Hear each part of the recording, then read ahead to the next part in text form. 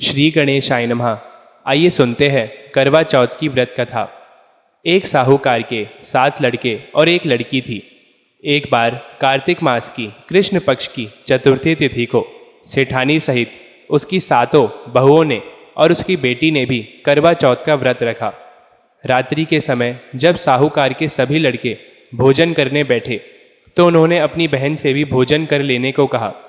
इस पर बहन ने कहा, भाई अभी चांद नहीं निकला है, चांद के निकलने पर उसे अर्घ्य देकर ही मैं आज भोजन करूंगी।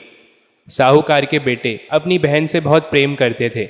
उन्हें अपनी बहन का भूख से व्याकुल चेहरा देखा नहीं गया।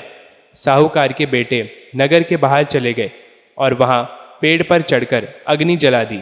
घर वापस आकर उन्होंने अपनी बहन से कहा, देखो बहन, चांद निकल आया है, अब तुम उन्हें अर्घ्य देकर भोजन ग्रहण करो। साहूकार की बेटी ने अपनी भाभियों से कहा, देखो चांद निकल आया है, तुम लोग भी अर्घ्य देकर भोजन कर लो।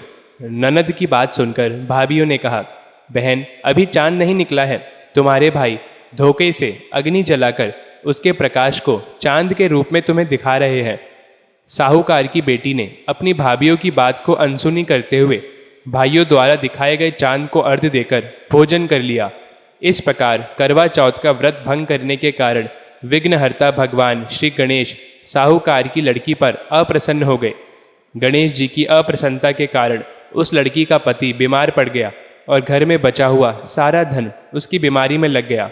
साहूकार की बेटी को जब अपने किए हुए दोष का पता लगा तो उसे बहुत पश्चाताप हुआ।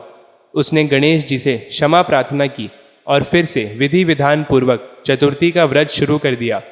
उसने उपस्थित सभी लोगों का श्रद्धा अनुसार आदर किया और उसके बाद आशीर्वाद ग्रहण किया।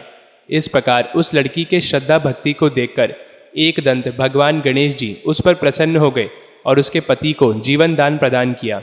उसे सभी प्रकार के रोगों से मुक्त करके धन संपत्ति और वैभव से युक्त कर दिया। इति श्री करवा चौथ व्रत कथा संपूर्णम।